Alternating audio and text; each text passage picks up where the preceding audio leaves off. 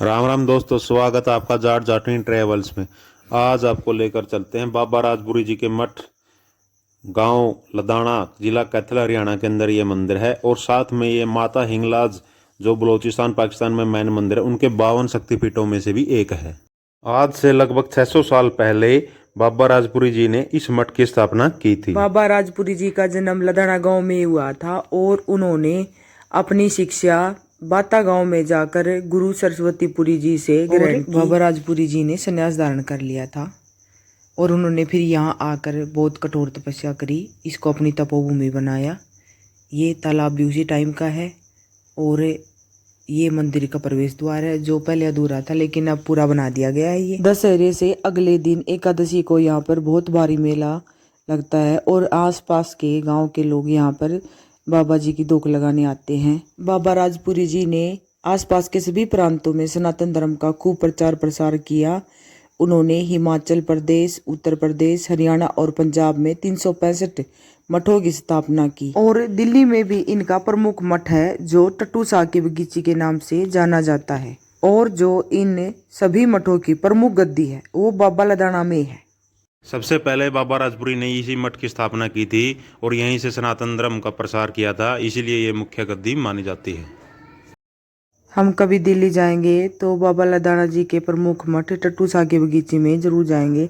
आप का कभी जाना हो तो आप भी जरूर जाना। ये उनका प्रमुख मठ है, दिल्ली में भी है जो। और जो ये जाल आप देख रहे हो ना, ये बहुत प्राचीन है। इसको मतलब बाबा राजपुरी जी के समकालीन ही माना जाता है। उन्होंने यही इसके नीचे ही बैठ के अपनी योग साधना है, जो तपस्या है, वो करी थी। बहुत प्राचीन और पवित्र जाल है ये। और ये मेन द्वार है जहाँ पर मतलब ऊपर जाकर बाबा राजपुरी जी का धूना लगता है। इसके अंदर देखो आप अभी जाके, बहुत अच्छी कलाकृति का नमूना है ये। ऊपर देखो कितना अच्छा बना रखा है, बिल्कुल शीश महल सा लग रहा है। ये शीशे की कारीगरी करी हुई है यहाँ पे। और बहुत सारी ये पैड़ी चढ़ने के बाद ऊपर है बाबा जी का दूना। तो हम थोड़े से फास्ट चल रहे हैं ताकि आपका टाइम ख़राब ना हो। और ऊपर से ये देखो नीचे का दृश्य है, जो भी मंदिर बना रखे हैं। ऊपर से देखो ये गुंबद टाइप है। और ये है बाबा जी का मेन दूना, जहाँ पर मतलब ये हमेशा ये लगे होते हैं, उपले इसमें गोसे लगे होते हैं और ये जलता ही रहता है। और ये दूना बाबा राजपुरी जी के टाइम से ही जलता आ रहा है। और जो ये बाबा राजपुरी जी की मूर्ति है ना, ये अष्ट धातुओं से बनी हुई है। और यहाँ का जो आसपास का एरिया है, ये मतलब गांव का ही है और यहाँ पर लोग खेती करते हैं, पशुपालन करते हैं। तो वो यहाँ पर आकर अपने पशुओं की स्वास्थ्य के लिए, उसकी सुख शांति के लिए और उनकी फसल अच्छी हो, इसके लिए यहाँ आकर बाबा राजपुरी जी से प्रार्थना करते हैं कि उनमें सुख शांति बनी रहे और हमारी फसल अच्छी हो। और जो फसल की कटाई होती है, जैसे धान की, गेहूँ की, तो वो मतलब इनके लिए अपना कुछ भाग निकाल देते हैं बाबा राजपुरी जी के मंदिर के लिए और यहाँ पर चढ़ा के जाते हैं। बाबा राजपुरी जी की मान्यता पीढ़ी दर पीढ़ी चलती आ रही है। जैसे पहले हिंदुस्तान में मुगलों का राज हुआ, फिर अंग्रेज आए और अब जैसे वर्तमान समय जो ये दूना है और बाबा राजपुरी जी का मठ है, ये तीनों समय का प्रतीक रहा है। बाबा राजपुरी जी ने पाकिस्तान में बलूचिस्तान नामक स्थान पर तपस्या की माता हिंगलाज देवी जी की और उनको प्रसन्न किया और कहा कि आपको हर अष्टमी बाबा लदाना में आना होगा और जो भक्त जन है उनकी मनोकामनाएं पूर्ण करनी होगी और अपनी कृपा उन पर बरसानी होगी। बाबा राजपुरी जी के 100 से भी अधिक शिष्य थे, लेकिन जो ये सिद्धपुरी जी हैं, ये इनके प्रमुख शिष्य हुए। इनसे बाबा जी को बहुत ज़्यादा प्रेम था। इस बात से जो दूसरे शिष्य थे वो बहुत ईर्ष्या करते थे इनसे। तो एक बार एक शिष्य ने इनको भांग के कोटे में शीशा है जो पीस कर पिला दिया था। और जो सिद्धपुरी जी ने सब जानते थे, लेकिन उन्होंने गुरु प्रसाद समझकर उसको ग्रहण भी कर लिया। उन्होंने अपनी जो योग साधना है उसके प्रभाव से उस शिष्य को बाहर निकाल दिया। इससे जो बाबा राजपुरी जी हैं वो बहुत प्रसन्न हुए। उन्होंने आशीर्वाद दिया कि आगे से जो भी महंत नियुक्त होगा ना, वो तुम्हारे ही जो पंथ है उससे ही नियुक्त होगा। तो बाबा राजपुरी जी के बाद जो महंत बने यहाँ पर, वो सिद्धपुरी जी ही बने थे। और जो बाबा जी के बाद मठ में जितने भी महंत हुए हैं, उन सब की ये प्रतिमाएं है। जो ये दूना है बाबा जी का, इसके चारों तरफ लगी हुई हैं। और जो ये बाबा जी की प्रतिमाओं के ऊपर सन लिखे हुए हैं ये विक्रम सम्मत है, ना कि जो ये अंग्रेज़ों के जो सन है ये चलते हैं, क्योंकि विक्रम सम्मत और सन जो हमारा है उसका 70 साल आगे चलता है, ये तो आपको पता ही है। उसी के हिसाब से ये डेट लिखी हुई है। ये नीचे जाने के लिए पैड़ियाँ बनाई हुई हैं, क्योंकि मेले के अंदर यहाँ पर बहुत ज़्यादा भीड़ होती है। एक साइड से भगत ऊपर आते हैं और रोक मारने के बाद दूसरी साइड से बाहर निकलने का ये रास्ता है। और ये ऊपर से बाबा जी की जो समाधि है वो यहाँ का नज़ारा आपको नीचे दिखाते हैं जाने के बाद। और यहाँ पर ये एक शिव मंदिर है जो ये भी उसी टाइम से है। यहाँ पर भी ये बहुत पुराना शिवलिंग है।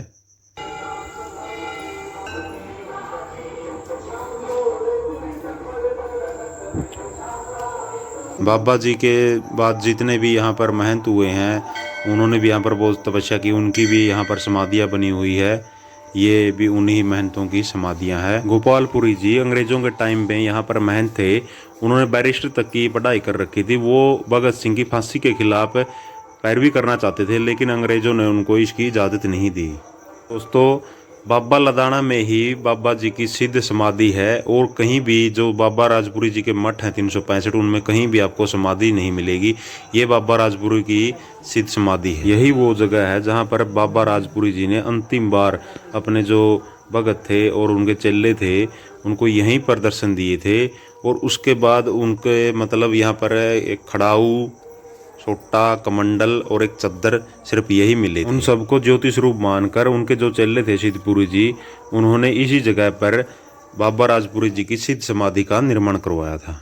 बाबा जी की सिद्ध समाधि के निर्माण के लिए जो पटियाला के राजा है उनका विशेष सहयोग रहा। यहाँ पर रात को 2:30 बजे बाबा जी का हुक्का भरा जाता है, और 30-40 साल पहले तक यहाँ पर आवाज़ आती थी हुक्के की, वो जो कमरा है उनका उसके अंदर से। और ये है माता हिंगलाज का मंदिर। यहाँ पर माता का हंस के ऊपर जो विराजमान है उनकी मूर्ति स्थापित है।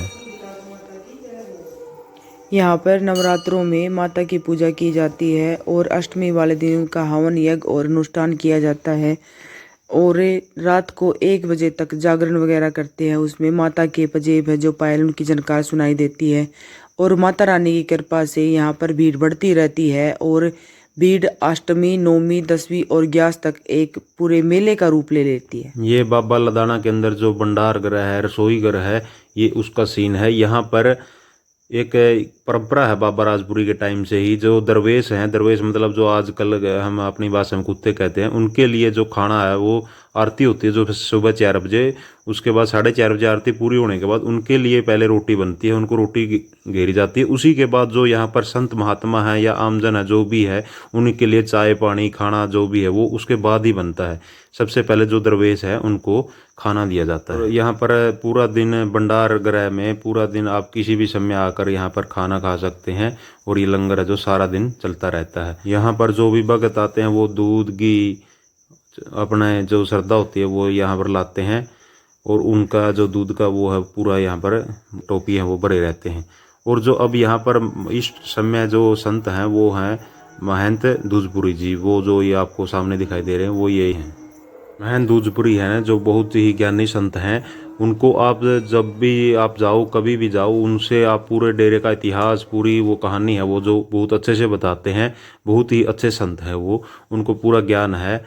ये इस डेरे का यही नियम रहा है कि बहुत ज्ञानी जो संत होता है वही इस डेरे का महंत बनता है, क्योंकि ये जो बाबा राजपुरी जी के जितने भी मठ हैं उनकी जो मुख्य गद्दी है वो यही है। दिन में कितना अच्छा लग रहा था, लेकिन जो रात को लाइटें हैं उसके बाद ये जो गेट है देख कितना सुथरा लगने लग रहा है।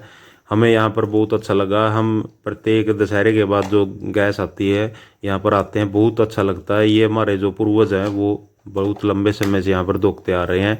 आपको भी कैसा लगा हमारे चैनल पर कमेंट कर जरूर बताना, और वीडियो को लाइक शेयर और हमारे चैनल को सब्सक्राइब जरूर कर लेना। जय बाबा राजपुरी की जय हो।